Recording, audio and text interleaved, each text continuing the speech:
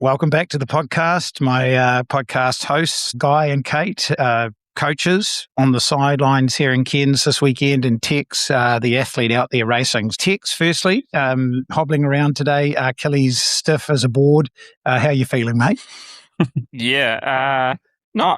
Pretty beaten up, like in the leg, which is pretty normal after any sort of hard running for me. But I think the burster on my Achilles is, as I showed you this morning, fairly sizable, and Cammy's not super flash. So I've been chasing you for once. You even challenged me to a 5K as we were walking off to coffee this morning, which I still confidently said I'd have you. Until I said, as long as you run in those skate shoes that you're wearing at the time.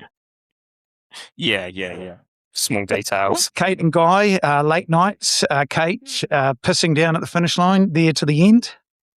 Yeah, I felt like it got heavier and heavier as the night went on. We were undercover outs, but I feel like it's the most rain I've experienced at Cairns this year. The conditions were, tough for all the athletes with the wind and the swell and the rain. It wasn't hot. I would not say it was a hot race this year.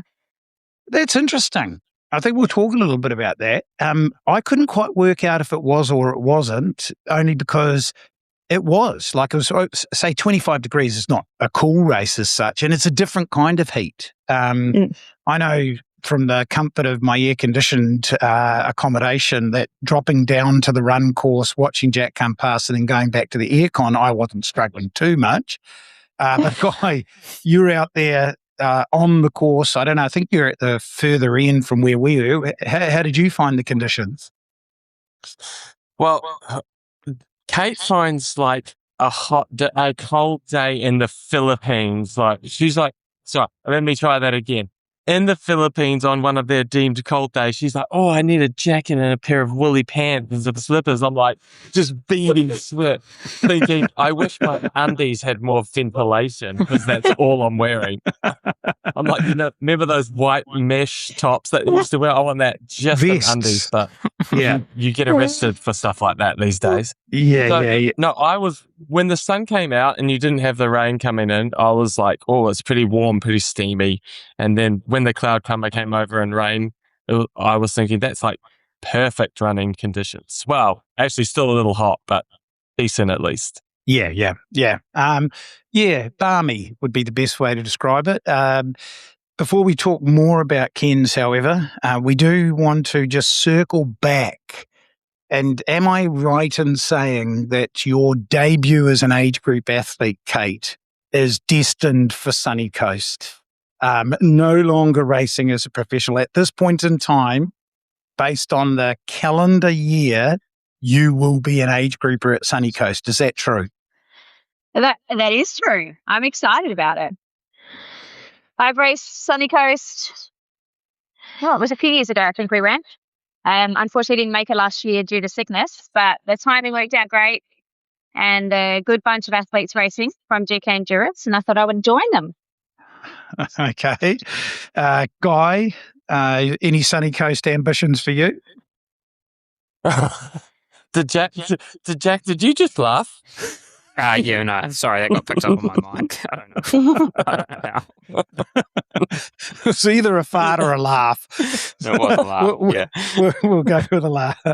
So that's a no? But yeah, finishing would be a good result. No, I think it will be my last pro race because I have to do another pro race. Well, no, I don't have to, but I will do. So at this stage, I'm going to head there and hopefully Jack will race because, it'd be nice to beat Jack one last time. Okay. Before we get into that, Sunny Coast is a fantastic destination. We haven't been to the race for a number of years, but Mooloolaba as a host town for that race, unbelievable. So many great bars and cafes. It always surprises me, it just shows you how popular triathlon is in that part of Australia. Sells out really quickly. Certainly the swim here in Cairns is challenging, but when it's nice and calm there in Mooloolaba out there in the bay, it's a fantastic swim. flat and fast bike course. You go up and down that highway a number of times. You're certainly on for a PB. Alexander Headland is a little bit of a tough run, and getting up and over that a couple of times doesn't make the run the easiest in the world. I really don't want to hark back to when I won my age group world championship on that course a number of years ago. Did you now? Yeah, sorry. Did you ask? But coming up over that Alexander Headland was a little bit tasty to finish off that race. But it is a wonderful race, and I know why you guys are going back there. How many GK endurance athletes do you think are going to be turning up for that race? I think we're looking at least 15 right now. 15? Okay, nice. You already know that in advance. Is that for both of you? They've entered already. Oh, and Guy, you've got the same amount, or are they all Kate's? Yeah. My athletes don't seem to follow me where I go. I'm like, hey guys, I'm racing at 70.3 Sunshine Coast. And they're like, okay, cool. Yeah, we can't go. Oh, I injured myself. I injured myself. No. Yeah, I've got quite a few coming over for it as well. So I think that 15 included my athletes. So at least I hope so. Okay. All right. But you guys personally, Kate, why Sunny Coast for your return to age group racing? Have you ever age group raced? Yeah, I did. I age group raced. I started triathlon late 90s. My first Ironman was 2004. And then I went pro in 2006. So I age group raced for a few years. Okay. But not for over 20 years. Yeah, that's a fairly storied career. But looking forward, both of you, to take a big number of athletes over to that race. And I'm sure you enjoy that race as well. I mean, it's a long way to go if a lot of them are coming from WA as such, but it's probably testament to why that race appeals to so many people. You guys, when was the last time you actually raced that event, or were you there last year? Yeah, we were meant to race last year, but we got sick and pulled out the day before we travelled, unfortunately. But the year before we raced. Okay. What do you look forward most to about that race? I really enjoy the run. I like that it's got a bit of everything, so it's not just all flat. I know the hill sort of sucks a little bit, but it's a good way to break it up. And most of the run course, there's not too many areas that doesn't have crowds on it. Like it's quite a spectator-friendly run course along the coast. Yeah. So there's a lot of things, but that's at the top of the list. Okay. Guy, not racing. What do you reckon? Or you could be racing. Anything that stands out to you? You'd love that swim, though, wouldn't you? Yeah, I do actually, but I like it when there's a little bit of chop on the water, which most people listening to this will be like, shut your mouth, Guy. Yeah, so, but yeah, I like most swims anyway. I enjoy the battle of the swim. I would say that, can I say like the beer in the pubs afterwards? Because that boardwalk is so good that everyone just seems to mingle together. It's a good opportunity to catch up with different people from around Oz and New Zealand that are racing. And just generally, like Kate was saying, the atmosphere is actually pretty epic when you run through the tent alley, the club alley. So you walk up there afterwards after you've finished and hang out with the club. So it was a pretty special race, actually. I really like going back.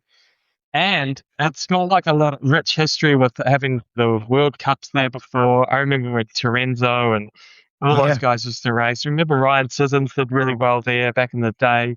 So it's got a rich history. And I really like that about the race, that not only has it held the 70.3, which is awesome, but also other World Triathlon events. And every time I go back there, I get a little nostalgic for all of those moments that we've had over the last few decades. Oh, God, it's so good to get people my age, or 10 years younger, but of who can remember all of those races, because Tex, he knows some of the names, but he's not going to remember some of those races. And like I say, I mean, I've obviously had great success at that race as an age group world champion. I don't know if I've mentioned that before, but I do remember, Tex, was it your debut? was Sunny Coast your debut as a pro Tex over the 70.3? It was. I was, I don't know, 400 minutes back. Probably coming off the bike with the lead woman. But I held the course record for the run for ages. Actually, You I ran did? like 109 low. You did. Yes. Oh.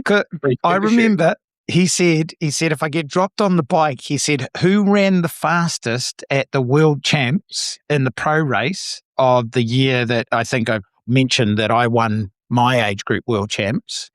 And it was Lionel Sanders. And Tex had in the back of his mind, the only thing I'm going to do if I get dropped on the bike is I'm going to try to outrun Lionel Sanders. And I think you did by a couple of seconds. Am I right?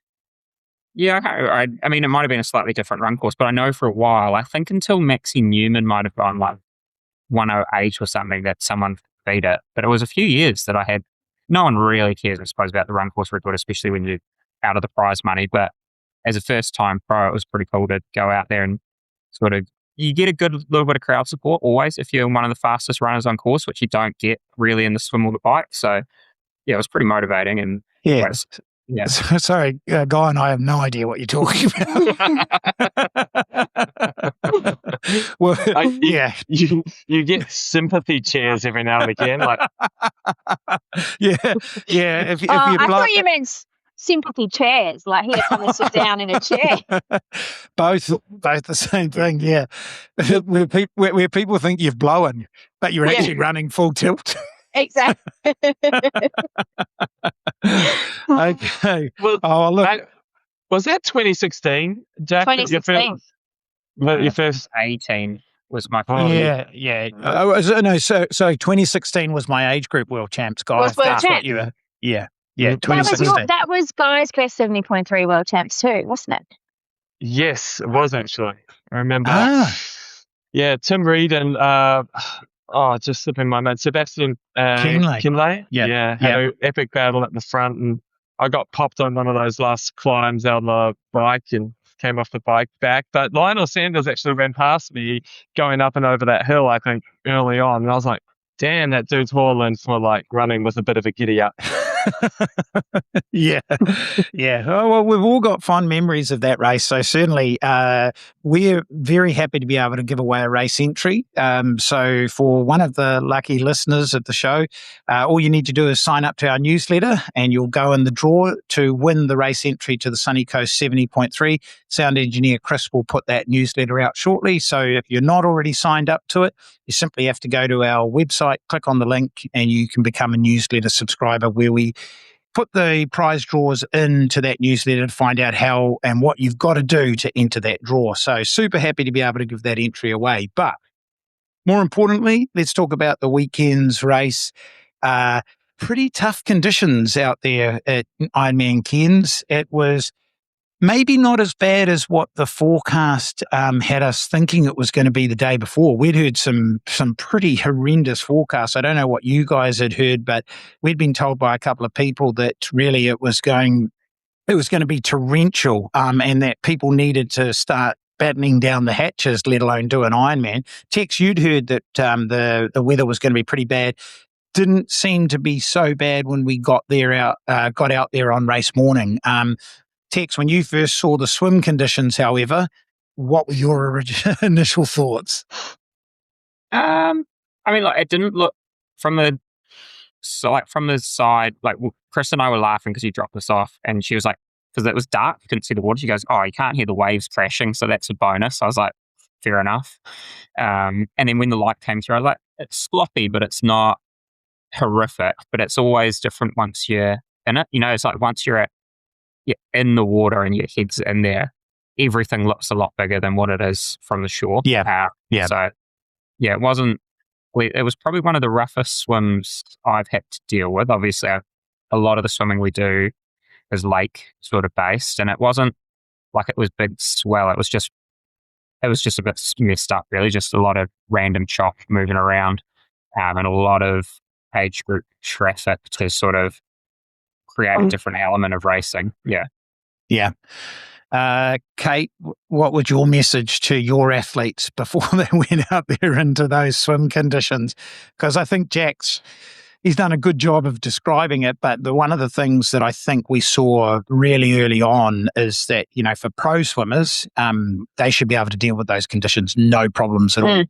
For age group swimmers, however, that was a very challenging swim. I think for two reasons, not only the conditions being rough, but the day before, even in the pro briefing, we know that Cairns is meant to be a wetsuit swim no matter what because of the stingers that are in the water. But the water temperature was getting to a point where the pros had been warned, had it gone up another degree, there was a chance it was going to become non-wetsuit. So the water was warm, and some pros really felt it. Did you guys know anything about the water temperature? And then, what was some of the advice that you gave out to your athletes? Well, we knew that we had heard, the low 24s. I mean, not obviously slightly different to what Jack had heard in the pro briefing, but we paid our athletes if they could get in the water to have the opportunity the day before. But race morning, those athletes that we did see, there was a couple that we didn't see. But again, we made them get in and do a warm-up swim. And then we actually stood there and looked at the water and looked at the current. And we explained, right, you're going to go out. It's going to be hard to make that right-hand turn, but then you're going to swim in the current. And for them, especially 70.3 guys, like the majority of their swim, they were actually going to be pushed with the current behind them. And we spoke about what side they were breathing on. If they're going to breathe to the right, they're going to get the swell in their face, predominantly breathe to the left for this section of the swim. So we did go over quite a bit with them before the swim start. Yeah. Guy, you said you like a little bit of chop. As much chop as what was on the Cairns race course? enough.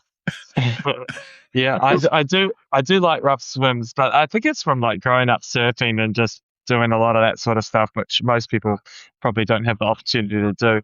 But those conditions are worse than swell. People get freaked out by waves, so I guess not the strong swimmers. But then when you get waves in a bathtub, which is the kind of type of swim that was, it's definitely one of the hardest swims to swim at because the chop doesn't allow for any kind of rhythm.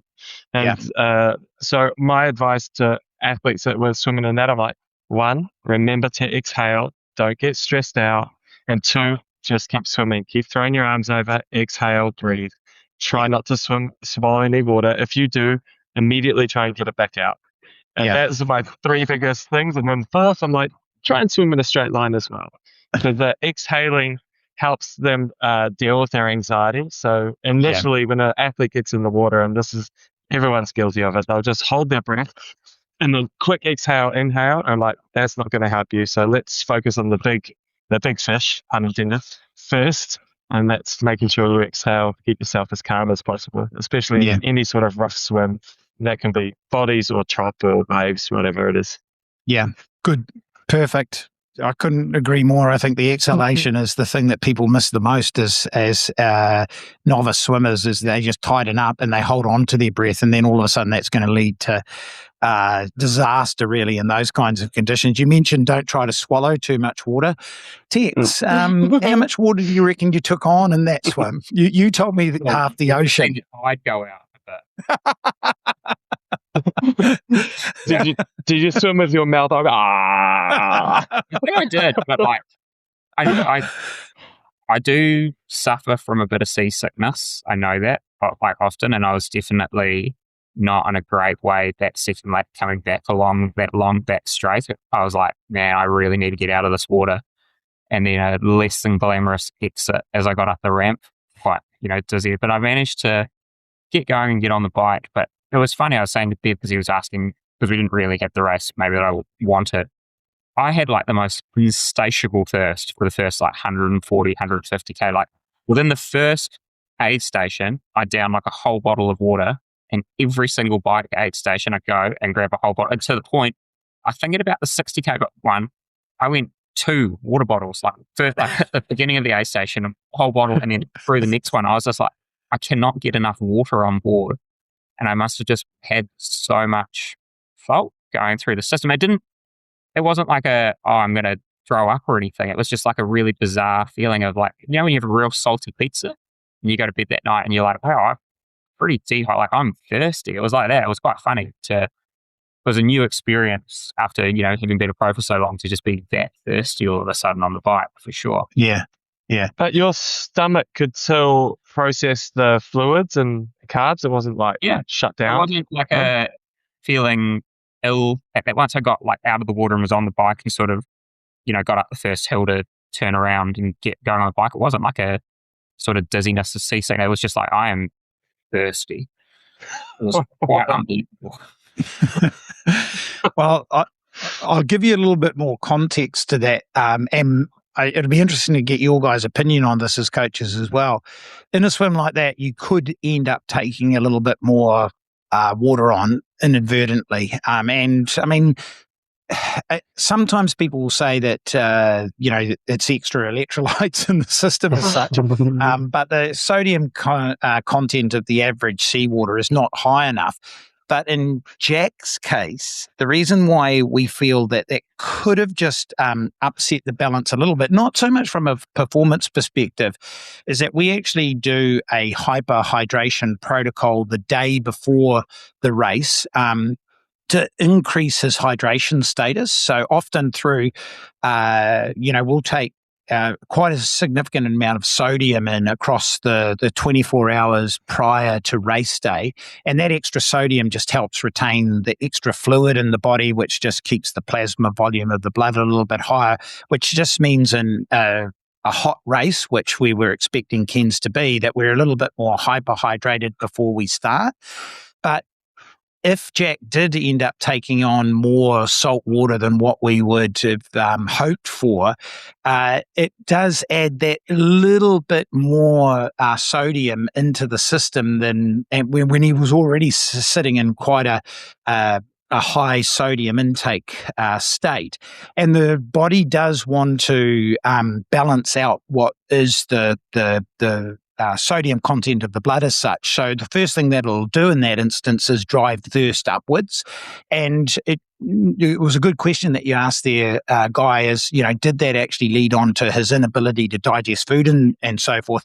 Jack did the perfect thing straight away, is the body was wanting him to drink more plain water, because then it could start to balance the sodium profile of his blood and get it into that tight range that it likes to keep the body at. So Jack made the right decision as a pro athlete, which was to not take on any more sports nutrition or fluids that contained electrolytes in it, because he didn't need any more of those.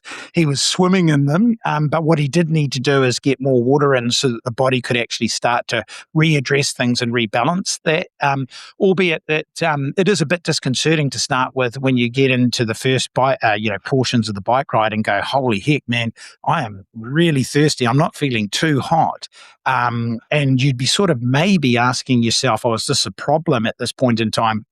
Jack dealt with it as any other athlete should, but that's probably why we were seeing that extra thirst, because the first portions of the bike ride weren't that hot. I think if anyone was dealing with heat later on, it was later on in the day. So we probably think that's the issue he was dealing with. Other people might not experience that because they might not do the hyperhydration strategy that we did the day before the event, but that's probably what was going on there. Kate, I'm going to ask you this, however. I want you to put your pro hat back on. I'm not so sure about the pro race and the way that they execute the swim here with the second lap, the pros re-entering the age groupers, which is only halfway through the swim. That was chaotic. And I'd be interested to get your take on it. Rejoining the age groupers when the age groupers are still being funneled out onto the race course in their droves, that really throws an extra potential spanner in the works for some of the pros. What do you think? Oh yeah, 100%. Especially if you've got like a line of athletes that are swimming together, and all of a sudden one goes left and one goes right to get around them, and then drop off the feet, and the whole dynamics of the race have changed after one lap of the swim. So, and it's got nothing to do with the pro race. It's been because of age groupers. So I think it's in this race in particular, it's very noticeable with the 70.3 athletes and the Ironman athletes, and getting involved, seeing them trying to, you can't work out who's who and what's going on in that second lap of the swim. It's very difficult. Yeah. Guy, what do you think? Watching it from the shorelines as well, that would have been really almost impossible to stay. If you were in a decent group at that point in time, that's just going to fracture. Watching it from the sideline, that's exactly what happened to the main sort of 2 or 3 groups in the men's race. So 2 trains of thought.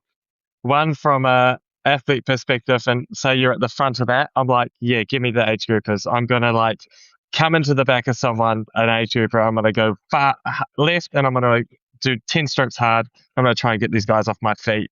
And there's so much chaos. So you can really like mix up the race by just having so much mayhem. Is it fair? Probably not. Like, you,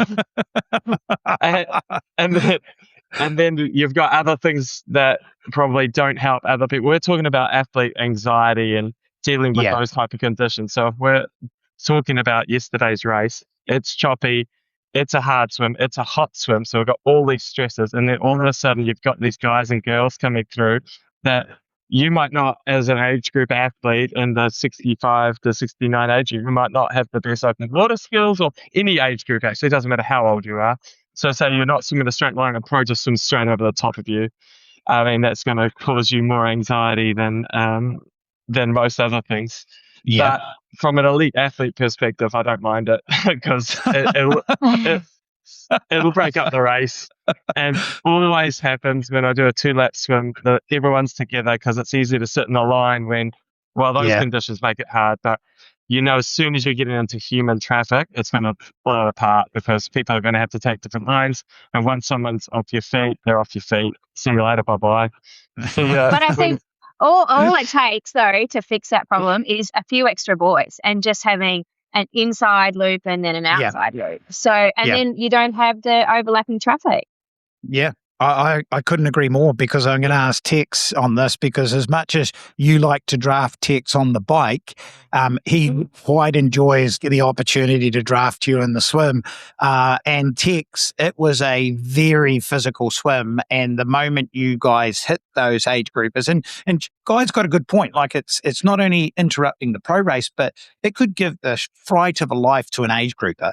At just the wrong time of the race to be swum over the top of by a pro. So, you know, it goes both ways. And I think Kate's solution is the right one. We need a slightly different course for the second lap for the pros, make the first loop bigger and the second lap more internal. We might be able to clear up some of this confusion, because Tex, we weren't out there in the swim. What was it like as you hit that second lap? Yeah, like, it's kind of, you know, like, I definitely appreciate, you know, at least everyone's in the same condition. Like, all the pros have to deal with the same thing. It wasn't like anyone was disadvantaged, and that's the nature of the race and how it's been. But it is, as Kate's rightly said, you definitely ran into some age groups and you feel pretty bad. Like, there's nothing, you're not intentionally dunking someone or smashing someone, or you've got 50 people all going around a buoy together. It's pretty physical, and I definitely gave as good as I got. You know, I went around there, like, then for sure, and I'm sure I would have returned one out the back there, but it shouldn't have to be that way. And like, I definitely, once we got onto that long back straight, I did consciously, the group had already just, you couldn't work out what cat was what in that sort of water, because you can hardly see your hand, let alone much going on with the chop. And I just consciously, as Kate said, with the wide line, so I might have swum a bit extra, but at least I was looking for free space on the hard right, just to try and have some, like, a clear run down to that last sort of turning in. But with the way those conditions are, you kind of, the swells rolling in, so you're constantly getting rolled back into the age group traffic, because it's all just kind of pushing back in, and so you're like kind of recorrecting, trying to create the space. And like, it's a learning, and I'm all for, I think, the water safety aspect of the sport, and I think it's really good. Like, you know, there was an opportunity to warm up, especially in conditions like that where anxiety is going to be hard. Like, you don't want someone's race that they've trained for 6 months, a year, to be scuppered because the weather isn't playing ball for a swim. So anything you can do to improve that swim experience, because it is the most nerve-wracking element of the sport for everyone, because it's oftentimes out of control with the weather and how the water's going to be. So anything to make that easier from, you know, any stresses you can remove, I think is really important. Well, what was that point that you said to me that you'd seen some data on this recently about the lack of a swim warmer? I forgot to mention that, but yeah, what was that you were telling us about? I can't quite remember what the study was around it, but they were talking about how, we've moved away from the mass starts, and everyone said the mass starts are so dangerous because everyone gets, kicked in and everything. But we moved to this rolling start. But when a lot of the races that moved to the rolling start removed the element to be able to do a warm up. And the biggest issue that we're finding is we're seeing a lot of athletes have heart attacks or whatever, or some sort of health issue in the water. And often it's anxiety related because they've just been herded like cattle into a narrow little gate and the whistle's gone off and they're pushed straight into the water without any ability to sort of acclimatise to the water conditions if it's cold or if it's rough or anything. So anxiety goes straight through the roof as they've just been pushed straight into the water, and that's where the issues seem to be occurring. Whereas in the mass start races, often the nervous swimmers just start at the back anyway and let the race go. You saw it at Ironman New Zealand for years and years. You'll watch them go, and then 30 seconds later, some of the more nervous swimmers will sort of slowly take off afterwards. Yeah. The lessons. I don't know the full sort of scope of the data, but I thought it was quite interesting, sort of that element of the sport and just sort of a different way of thinking, how do we create sort of the most positive environment for swimming going forward? And is the rolling start the best way to approach it? Yeah, with the lack of the swim warm-up, because I'm sure, like you guys said, you really reinforced that for your athletes, didn't you, Kate, to make sure that they got in the water and got familiar with it? Yeah, I mean, I had one athlete who she'd never done one before in her life, and I'm like, well, I'm here today and you're getting in the water. Is this the day before the race or the day of the race? The morning of the race. I was like, let's go down, let's check it out, let's see what's going on with the guy was down there with them, making sure they got in there and everything was okay. So, and it's obviously for the conditions, but exactly what you said, Jack, like 100%, especially if it's cold. And, and if you don't have too long to wait to get in the water, you've got to get in because it's just, you're putting yourself at risk. Yeah. All right. Well, we did all get out of the swim, and I'm hoping that most of, if not all of your athletes got out of the swim, which is awesome. One of your mates, a young Nick Thompson, apparently he's given Guy some kudos and chatting to him after the event at the prize giving about Guy being the impetus of moving him into the world of professional racing outside of WA, which is fantastic. I mean, I don't know if Guy sees himself as a mentor. I'm pretty sure he does. But let's talk about Nick's race in particular. Not only did he put himself in a great position getting out of the water, that bike on what I think is one of the more difficult bike days here in Cairns on a course, and Jack will give us a bit more feel for what this course is like. It's a course that you don't get to ride in advance of the race. And Nick said to Jack that one of the things that he found most beneficial is this is the third time he's done Cairns.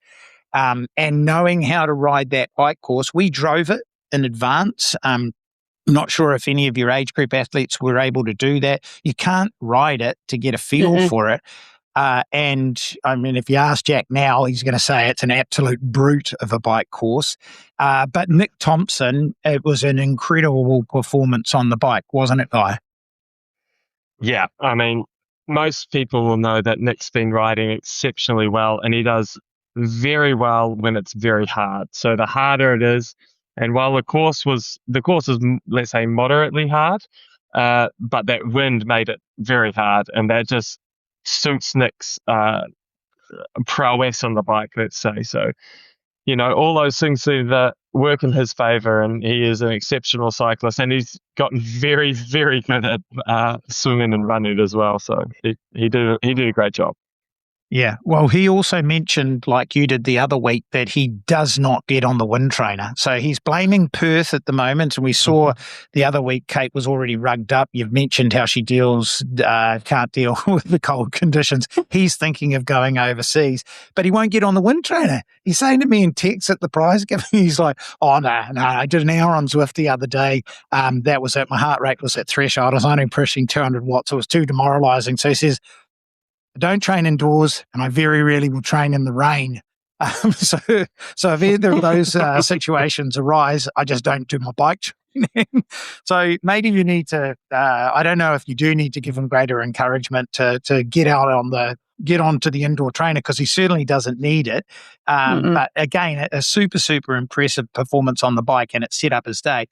Reagan Hollioake was doing a similar thing in the women's race, wasn't she, Kate? Oh, yeah. I mean, and look, I think if we were to talk, when we talked out about Cairns and what we thought and expected to happen, we spoke about Regan and Nick being the two strongest cyclists out there and, putting a stamp on the race early, and then it would be coming down to who could run them down. And that's exactly what we saw. I mean, she's also such an exceptional swimmer. So that added to that buffer that, she already had that. Beck Clark obviously coming out of the water, as well. But then all of a sudden, unfortunately, she was not able to continue, which was, look, I felt absolutely devastated for her because it's not like, she was in great shape. She had a fantastic lead, and it was an injury that caused her to have to stop, and she had to make the smart decision. Yeah. Well, she's a physio by trade. Hamstring, sprain, tear, whatever it is. Tex and I were talking about this, with the lead that she had, if she could have modified her running gait to just keep going, that if it wasn't the win, the top three was still available to her, but obviously it was debilitating enough for her not to be able to complete the run. And look, in the age of professional racing, 15,000 USD is up for first prize there. That's by no means a small prize check. So not only the disappointment not being able to take an Ironman title as such, but a great payday there as well. So, certainly disappointing from Regan's perspective. Now, none of us were able to ride that bike course. Tex, what do you reckon? You love it? Oh, since I was a while before. Too soon. Too soon. I can tell you that, and didn't have much horsepower to give, which was a bit disappointing. Definitely.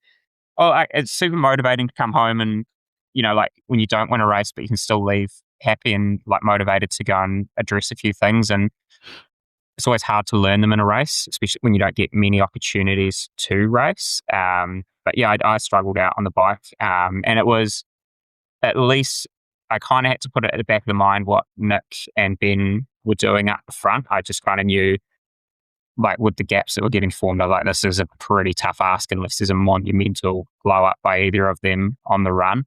But then when I started sort of pulling back a few people in the back end of the bike off not much power at all, really, just sort of limping home, I was like, at least I can still have some fun here and hold my head high and sort of scrap it out for the minor places. So it was, the way the course works, you get a headwind for longer than you get a tailwind.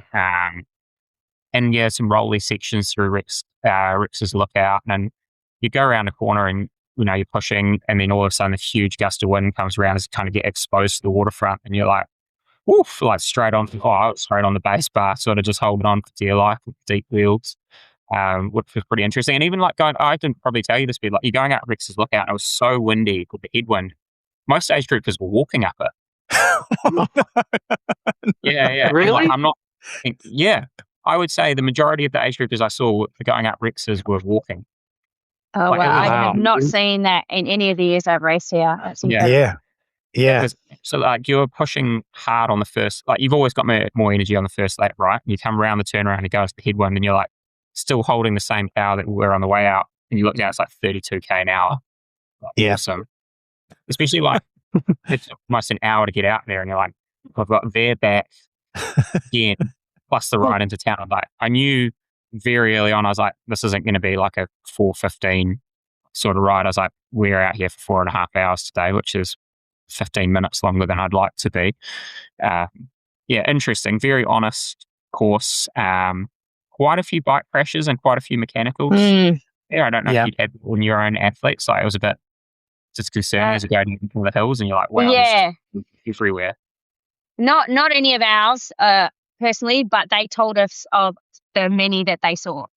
Yeah. So I think that it was, Race, actually, there was a few bodies that, I came around towards the end and I watched one of the pros just absolutely fin it around one of the roundabouts, came in a bit too hot. So it wasn't just age groupers sliding out and going down. So it definitely slippery with just that sort of high humidity, hot weather, then rain all of a sudden, you get that slippery condition very quickly.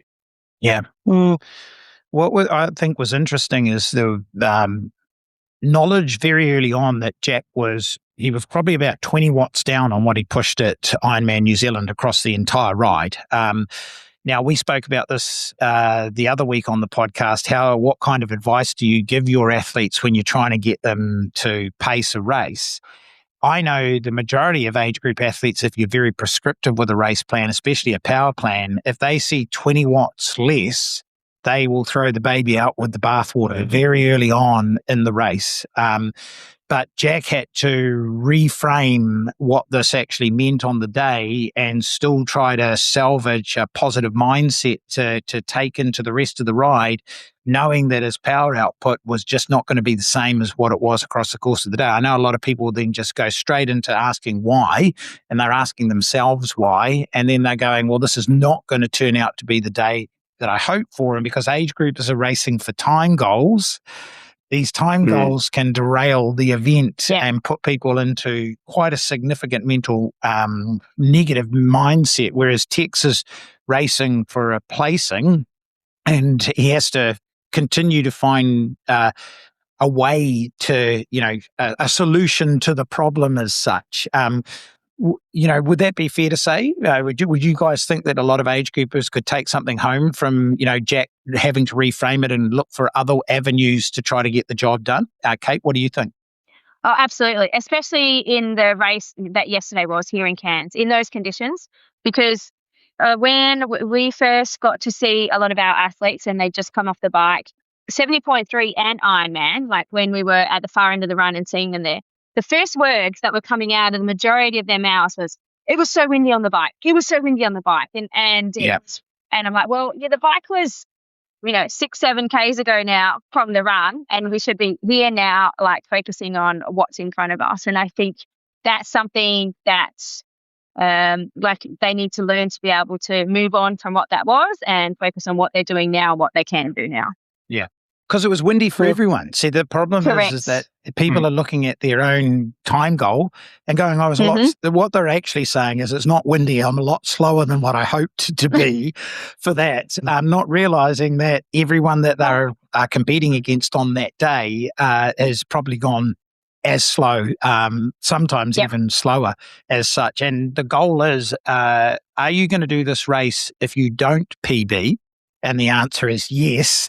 So let's spend the next part of this race trying to find the positives that we can associate ourselves with rather than what's in the past and we've got no control over.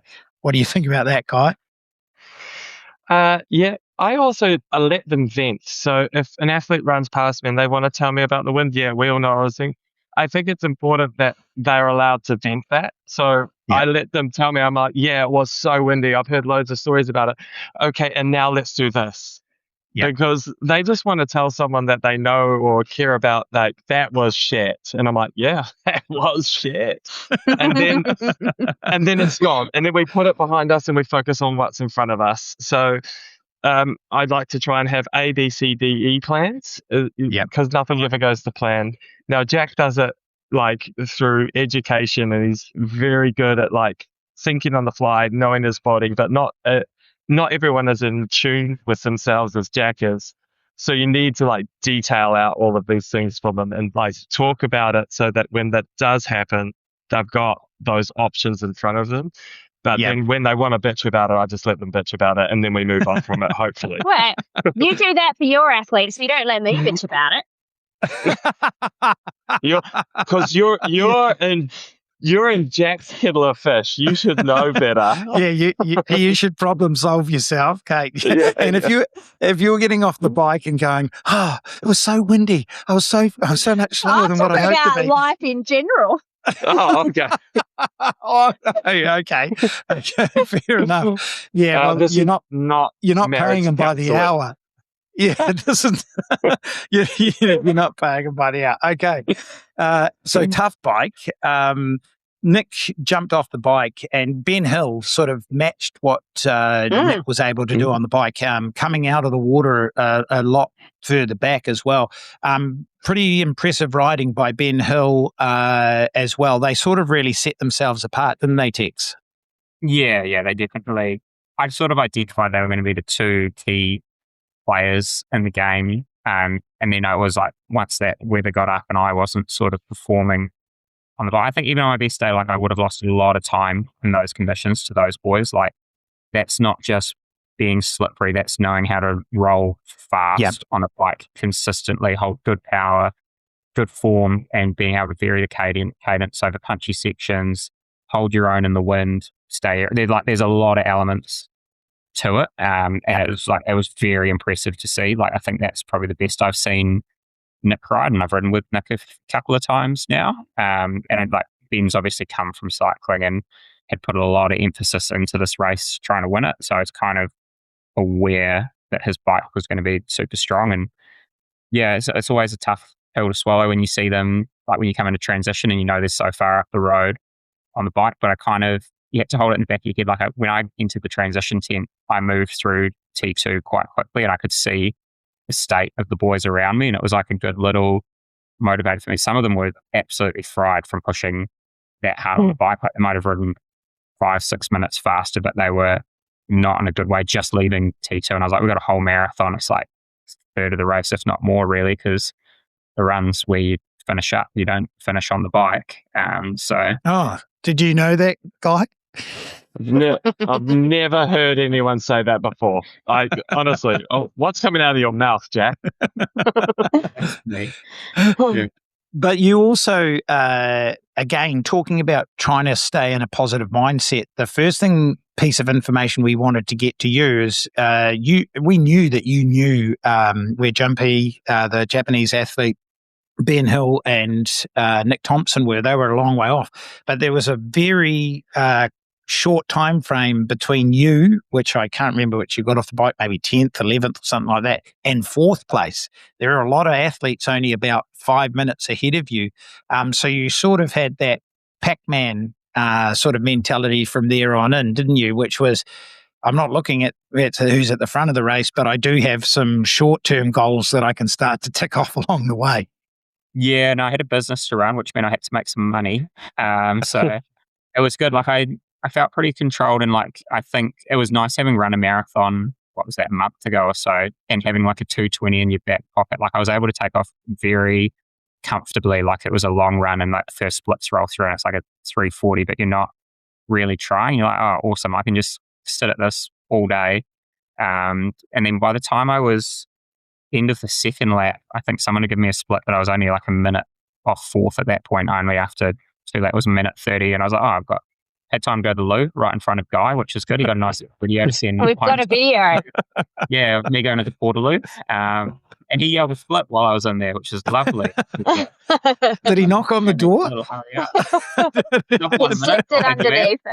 50 seconds. So He nothing. He did cut the video quite short, though. He got you entering the toilet. I was actually hoping that he would actually get you exiting the toilet, but he did comment to you as you exited that was pretty sharp. Yeah, he did. Yeah. It was good, Guy? Yeah, I was talking to him through the portaloo. I was like, because I had the split running from the portaloo because I was like, oh, that's a good point to give really accurate data. And then he ran into it, and I was like, well, I might as well just tell him what the split was, and he'll know. And there were two guys. One was 50 seconds, and I think Caleb was 90 seconds, and or minute 32. And I told him, well, you've closed the gap. It's this and this. And I can't remember, but I told him that what was on my stopwatch anyway. Jack maybe knows better than I do. No, it was 2:20 when I came out, and then I was sort of. Oh, by the time I saw Bev later on, anyway, and then I caught 4th at the end of the 3rd lap, and then was able to just sort of run home at the end and sort of just manage myself for the last lap, which was a nice position to be in, not having to fight tooth and nail for all 4 laps. Knowing that Jumpy, is that how I pronounce that, was probably about 6 minutes up the road and barring a fairly catastrophic explosion, and he was looking like he was running pretty well. It's kind of out of sight, out of mind. So I just kind of plugged away at it and just managed to enjoy the marathon as much as you can enjoy a marathon. No one ever. What the hell are you on about? I've got more questions on this marathon, Jack. So you ran a 240 flat, but I was there. I filmed it. Maybe we put it in there. Running into this portaloo. I'm like, okay, that's at least a minute, and then to get back into the rhythm, I'm like, that's a 238, and then you're like in fourth, so you're like, oh, I don't need to push anymore. I know you would have run like a 238 mid if you didn't go to the toilet that I filmed. That sounds creepy. Anyway, so even in the heat off the back of that bike, I text Bev and I was like, oh, is Jack going to be able to run off this? Because usually things start to go sideways and maybe they continue. But one, mentally tough, and then you probably would have run if you kept pushing, like 237? Yeah, look, who knows? It's not something you're going to, like, you got to do it. You can't just speculate it. Like, 240 is what I ran. And so I was more than happy with it. Like, when your swim's not flash and then your bike doesn't show up, it's just nice to know that even on a day where you're not having the day you kind of wanted, that the run's still there within touch was like a nice little consolation prize. And it was cool to just sort of, I think I put it in like the Instagram, my social media for the month or next 3 months. To get the fastest run split was like a nice little consolation prize that I was like, oh yeah, at least I can still do this and like can leave here like with a positive mindset that the next block of training doesn't feel overwhelming. It was like, I know what I need to do to sort of dial in a few things, and like the bike was there fitness wise. It's just sort of trying to match up travel, taper, better riding in various conditions, not just living on the trainer my entire life. So there's so many little bits that we can sort of address that don't seem like you're radically changing your overall training process. Like it's not like I've got to go and do a Lionel Sanders flip-flop YouTube video and you can just change a few little things and hopefully just sort of move, like just progress as an athlete. So that's actually quite motivating without having to feel leaving here like I've got to start triathlon all over again. So yeah. I think a good point that he raises, and this is going to be a challenge to you, Kate, before we can go back. Really? The guys that rode the best and the people who rode the course best, I believe, are the people who ride outdoors more than they ride their trainer, because being able to deliver power, and I mean, look, I'm an indoor trainer convert. I think it's the greatest bang for buck for age group athletes and pros, but the technical elements of being able to deliver power, and Texas, this is what he's referring to. I think we need a bit more outdoor work where you're learning how to deliver power as the terrain changes in front of you. You're in a very fixed cadence on an indoor trainer. There's not a lot of variation as such. You can't even replicate what it feels like a Cairns IRONMAN course with the change in the road surface, the elevation changes, the rolling hills, the wind, how you can even stabilize a bike in what were winds that were gusting up to 40, 50 Ks an hour, how your body can actually keep that bike in a straight line whilst you're trying to deliver power through the pedals. I think we lacked a little bit of that in terms of Jack's ability to put power down. And two people, as Nick Thompson says, he never rides the indoor trainer, and I'm pretty sure Ben Hill would be someone who's done a few road miles as well. I think that served those athletes better in the conditions that they rode. And for pro athletes, they have to really take that into consideration nowadays is, can I overcome all the different terrains and road surfaces and wind conditions and environmental conditions because I've practiced in those conditions. So, Kate, thoughts?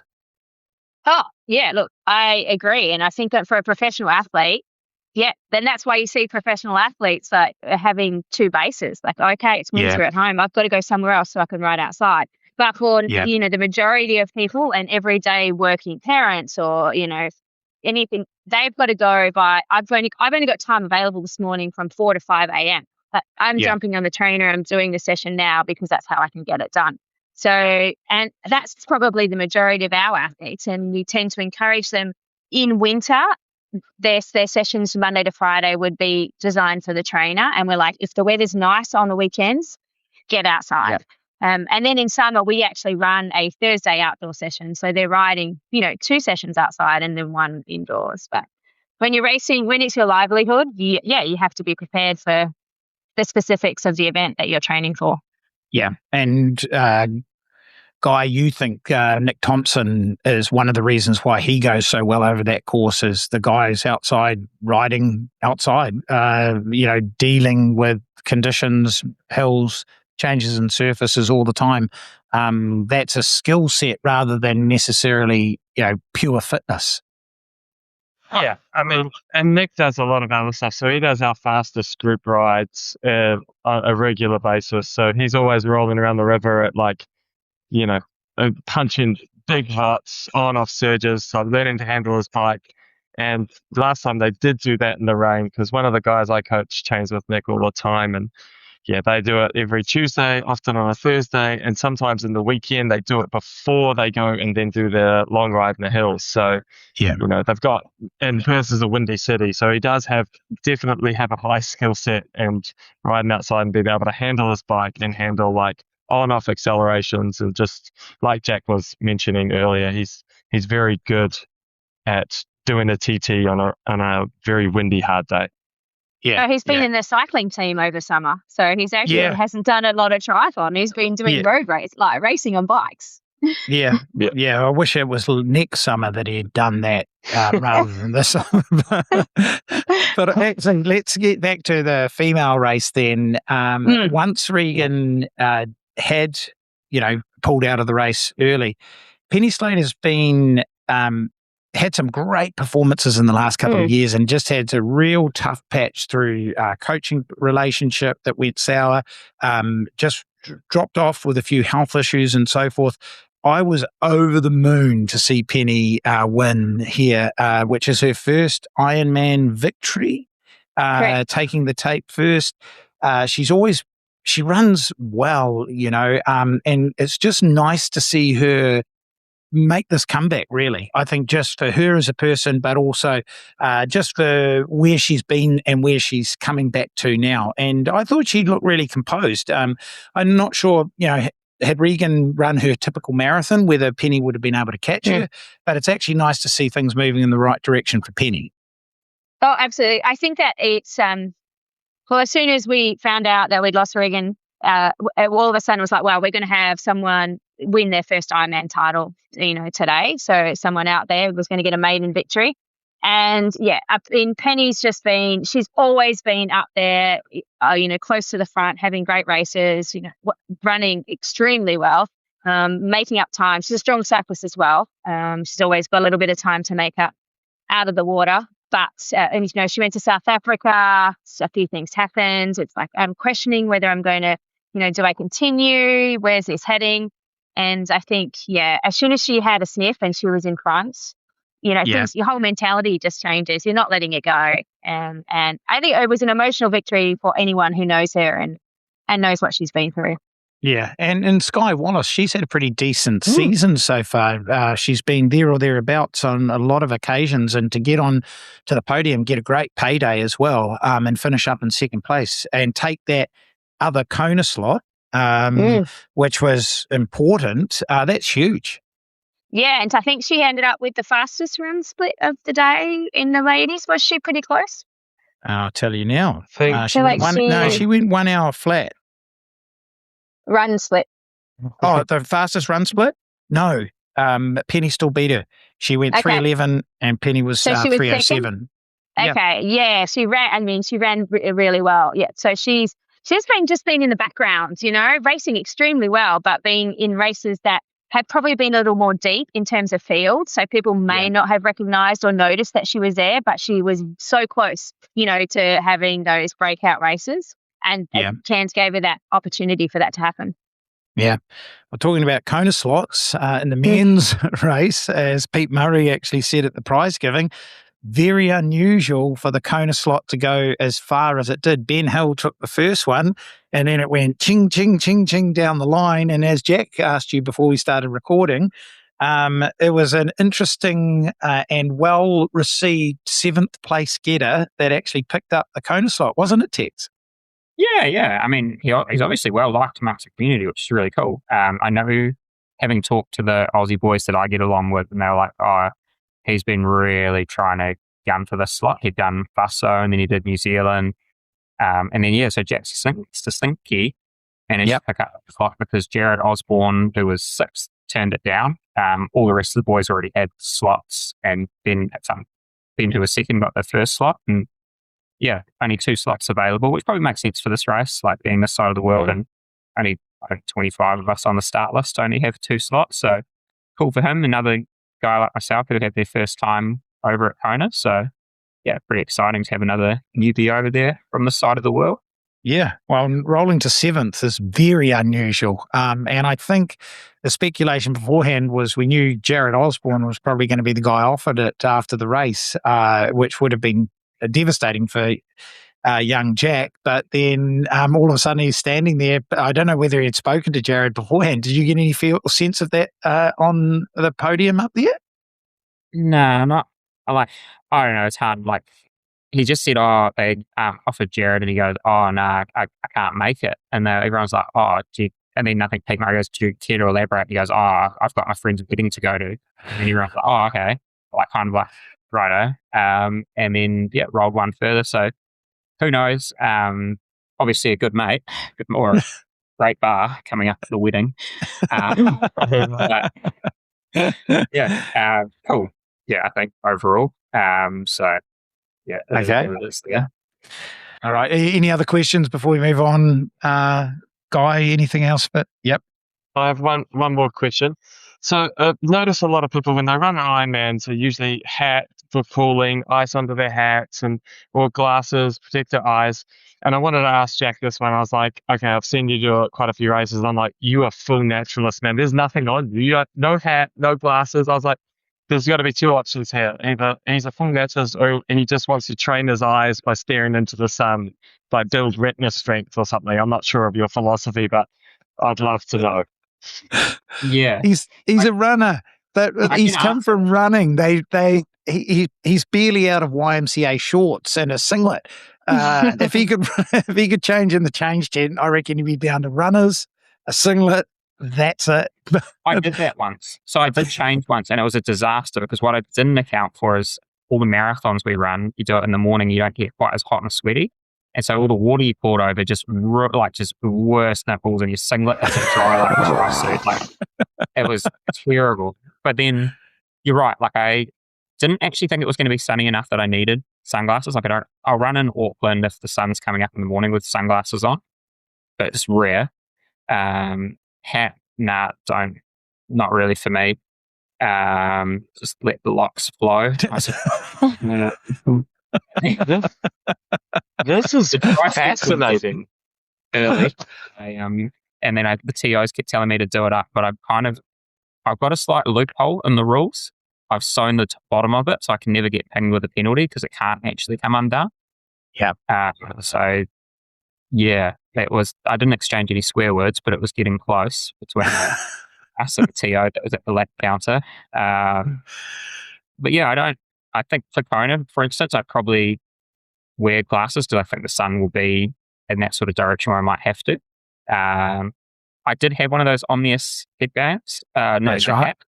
You guys taught me how to use it, but the color scheme, it just wasn't going to do it for me, I think. So I just it didn't look like it. On paper, it was like it wasn't going to be a hot day, and the wind was going to be. It was going to be super windy. That we knew that, and it was going to feel it more on the bike. But the way you run out, you kind of get a little bit hot because you're in the you got the tailwind out, so you're like, you're running same sort of speed as the wind, whatever. So you can't heat out. The minute you spun around, like, cooling effect was quite dramatic. Running back into the headwind all the way into town, that was just kind of an opportunity to reset every half lap. But I don't think it was that disastrous. Just drying your eyes out into that wind. Just dry them out. Yeah, but you've got to be honest though, guys. His run photo shots that we get at various stages of the run are gold. I mean, there's nowhere to hide. He's not hiding behind glasses. There's no cap turned over the visor. All you get to see is Texas grimace, and it sort of oscillates between a a small sort of smirky smile all the way through to some of those images that you and sound engineer Chris shared, which were not for public consumption. You certainly know whether he's on for a good run or not just by looking him straight in the eye. I reckon it's going to be like the new Speedos. Everyone wore Speedos for a little bit. They're like, oh, God, that's so out there. The new, it's going to be called the Moody. Like, just natural. Like, just nothing. I didn't even wear a visor on the bike, guy, just to warm the eyes up. Yeah. No. Yeah. No, are you joking? No, I'm not joking. No, he's a la natural. Anyway, he did lose it out there. So if anyone can hand in a visor for, what's the helmet? Yeah, if Cask is listening, I'd love a new helmet. Yeah, not the ones that... Yeah, exactly. Not the 1,100. What's the new Cask going for? I think it's 1,200 Aussie. I think the 1,200 Aussie. The visor is 600. So yeah. You don't want to be losing visors. Yeah. If you want to be sponsored, you don't want to be buying that. faster guy, you should get it. Yeah, you should be fine for Sunny Coast in that new Cask helmet guy. But on that note, that is our Cairns coverage at this point in time. Great racing, tough conditions, and it sounds, I'm hoping that all the athletes you guys coach, everyone got through the day? Yes, everyone got through the day. It was a good weekend. Tough, but that's part of the package if you choose to race a 70.3 or Ironman. 100%. Now, there was one other Pro Series race that we just want to quickly cover off. Any take-homes, Tex, for you from the men's race over there in Happy Valley? Firstly, we had to work out Happy Valley was in Pennsylvania, so we've got that sussed now, so we know that as such. It looked like a pretty decent race. I didn't have Foley for the win, but, he's going to be a real threat in the Pro Series now, having won New Zealand Ironman or Ironman New Zealand, and also now taking a win in the Happy Valley 70.3. So, Tex, what do you think about the race overall? Yeah, it was cool to see Foley back up. Not chat, but I had quite a long conversation with him in New Zealand. We were both at the cafe together and sort of, I don't know for how long, packed up and we're chatting away. And he'd said that was his next big focus after New Zealand. Like he was really going to lock in and just do the work required to try and win Happy Valley. That was one of his big goals this year, that and Placid. And then, lo and behold, we didn't obviously watch the race live, but we replayed it this morning. We'd seen the results. He had an awesome swim. He came out of the water ahead of Sam Long. And from then on, all the other guys would have been worried, to Foley to be only, I think it was 2.5 minutes back from the likes of Durbrick and Morgan Pearson out of the swim. And then I think Marcotte was the next group back anyway, which was a minute. So he's within a minute and a half of this big sort of powerhouse cyclist. You'd be worried for sure. He would have been rolling through, and they did. So it was impressive to see bike power move through it like a North American Champions race, where often those weaker swimmers can kind of get neglected. So I enjoyed sort of tracking along, and it was cool to watch the replay and how strong it looked. Like a great running course, didn't it? It looked quite engaged, quite fun, like cross country style. And then it became an awesome run battle. It was actually quite good viewing in a sport that can be quite boring at times to view. Foley and Sam were together for about 8 odd kilometers, sort of fighting it out. You kind of always had the feeling that Foley was going to move away, but it was a matter of when, not if, I suppose. Yeah. Paula Findlay in North America is nigh on unbeatable at half distance racing when she's on form, but she's building up to Placid as well. So she's about to try her first Ironman, but she's a weapon on the bike. I was actually surprised at how well she rode in comparison to some of the other athletes who were in the race.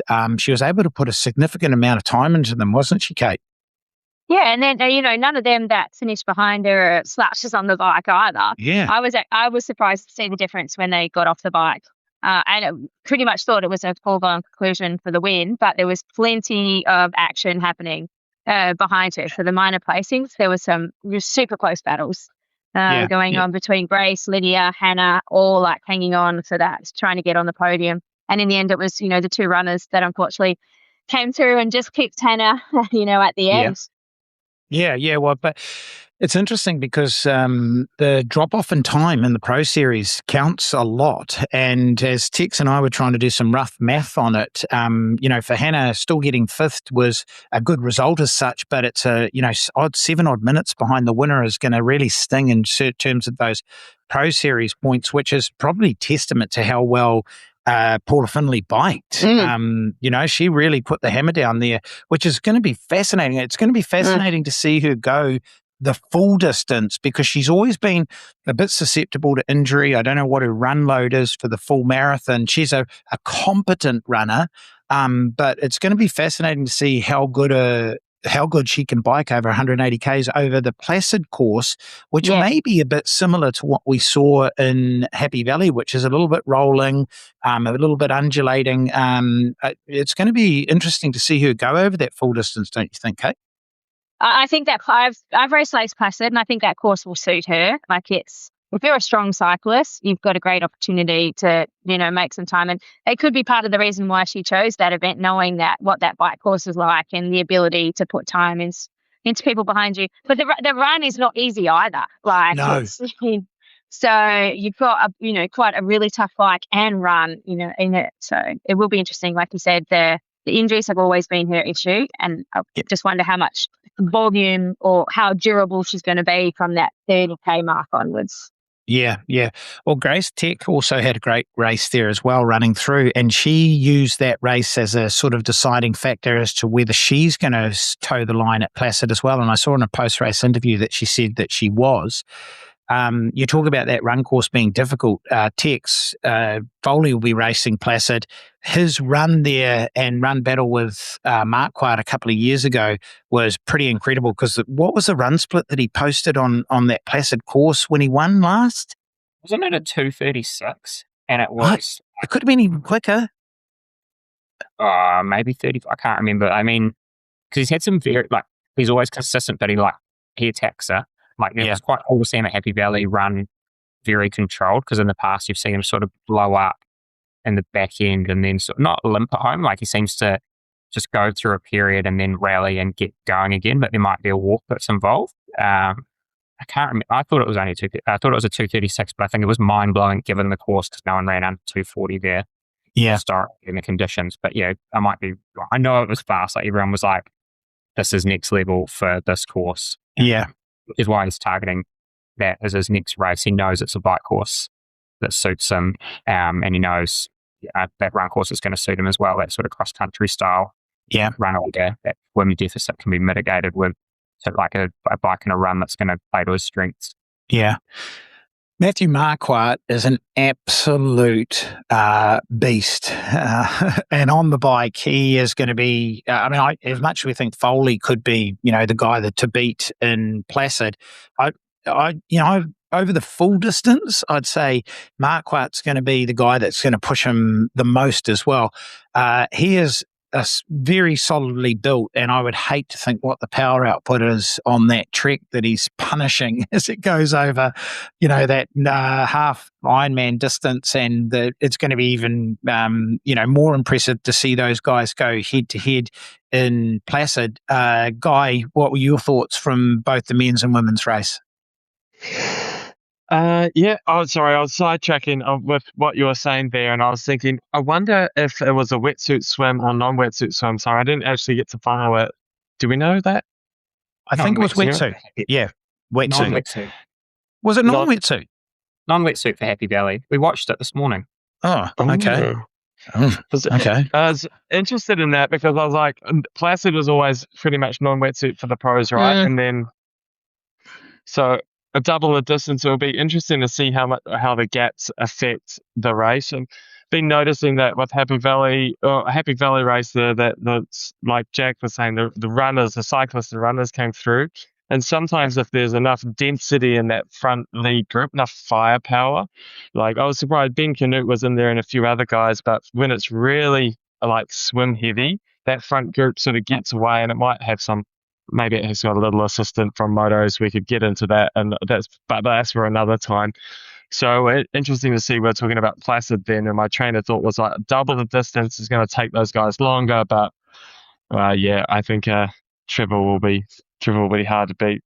But regarding the race itself, I actually only have looked at the overview, so the Ironman results, so I can't chime in too much about it. You guys seem to have done a pretty good job. Perfect. Okay, then. It was a race where I do think, especially Foley in particular, is he going to challenge Christian Blumenfeld towards the back end of the year? And Tex and I were sort of debating this morning as to whether we think he can produce the same sort of performance in Kona in the heat. A couple of years ago, he crashed just before turning down into T2. And at that point in time, could have been posting what would have been the fastest bike split. He was definitely starting to, as Leon Soufali had done, ride his way into the race as such. Whether he can, he is a slightly bigger guy just from a height perspective and so forth, maybe about Laidlow's sort of size, and maybe coming in with the sort of bike power that Laidlow can produce as well. So as we finish off, I think, do we think Trevor Foley, should he go on to win Placid and head to Kona, is he someone that we can start to put into the potential podium, if not maybe win sort of category? Guy, do you have an opinion on that? I think it's down to what I pretty much just touched on. That lead swim group is going to be so crazy with like Vincent Louis, whether they Jack decide Moody. Yeah, Jack Jack's Moody. gonna be in there. He's going to be there. The flying pterodactyl. That's what they're going to call him, but water bait. Jeez. Yeah, it's all wings in the water. We digress, but yeah, it's going to be really depend on how fast those guys and whether they do decide to push early. And it's Kona, they always like it basically a 40k time trial to start with, and then we figure it out. So it'll be tough to bridge, I reckon. Okay, but those guys are so phenomenal that we'll see. And if is Sam Long racing Kona? Yeah, he qualified in Chattanooga, we realised as well. But I just don't see Sam being the same threat over the full Ironman distance as what Foley is. Foley is producing those runs in the 2:30s, quite comfortably each time. And my point for Kona is I think that people like Chevalier has proved in the past, even a Cam Worth at times, that not being caught up in that first 40k time trial is actually a benefit for them, because they can just sit on their stable power and just wait for that capitulation that is probably going to always come based on how modern day Ironman professional racing is going, and be confident, as Foley did in New Zealand, where there was a lead front group and he just worked his way back without doing anything too radical. If you get the chance to ride your power, and let's say if you've got a 400 watt FTP, happy days, but just ride it stable and steady all the way through, I think that might set some of these athletes up for great runs. So, should he not make that swim group, maybe he's got enough raw power for it not to matter or not. Tex, thoughts? Yeah, I mean, it's Kona. I think everyone's going to bring their A game. I think my biggest sort of apprehension, I'd really like to see Foley do well. Like, he seemed like a really nice guy when we met a bit more and chatted a bit more at New Zealand this year, and we've raced each other a couple of times at that point. But he's still young, and it's like historically he hasn't performed great at the big championship races. So it's a long season. Like, it will be his third Ironman, and I think he's 26, so he's going into. Not that should be an issue, but it's kind of like that maturity and sort of battle hardness to string together 3 sort of big races where you're contending the win plus some 70.3 racing. It's how do you look after yourself from first race in March all the way through to October? And if you can manage that well, then yeah, you're spot on. I think that sort of steady state time trial, and where you're not having to worry about that 20-meter draft rule and the surginess, having to get caught up in that race, to just move through at a steady rate of knots will be fantastic for him. And then sort of not overplaying his cards early, he could set himself up for a great run as well and see himself on the podium or winning. But it's tough, right? I think there's so many elements in kind of a person that you expect to win often doesn't win. So yeah. that 20-meter draft rule, that's a good point that you just raised. Being a little bit further back in the swim and taking, let's say, someone like Foley 100 to 120 Ks to arrive at the back end of that long string of athletes, if it proves to be the case, could also be a benefit as well. You don't want to sort of get there too early, because then overtaking is going to be quite costly as well as you try to move your way through the ranks as well. So that's another point. Kate, if Paula Findlay I'm here well, for the I was about to say, I'm here for the women's race, so I haven't even been listening to you. I don't know what you're talking about. if Paula Findlay does well, do you think she'll take her Kona slot? No. Yeah. I think it's I think it's where Selby is so strong on the bike. I know we're saying Paula Findlay is so strong on the bike. We haven't seen either of them race each other yet, so we're just assuming because Paula looked great and rode so well against those particular athletes at Happy Valley that she's riding strong. And yes, she's always strong, but it's not necessarily that much. But maybe it looked that much because of the caliber of athletes that were there, and nothing, against them either.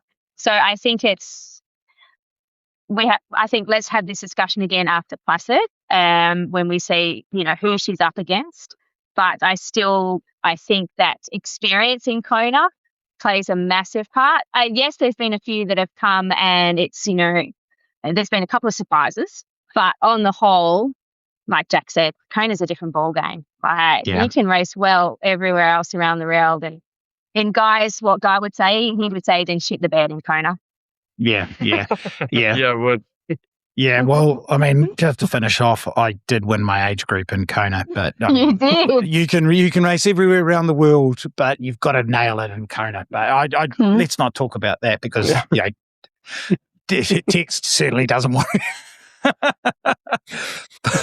But on that note, and it's so Dribbling on internet and bandwidth there. We've got to go. We've got to go. And on that note, very pragmatic as always, Kate. Yes, you don't want to be caught and speculate. We'll talk about that after the race. But thank you, team, for being on the ground here in Cairns with us. So happy that your athletes went well. My only athlete here, Tex, he did exceptionally well as well. And so we'll leave it at that, and we'll catch up next week. No, we'll see them in like 2 hours. Oh yeah, no, yeah. We'll actually see them in 2 hours for a drink, but we'll see you next week. Okay, see you. Bye.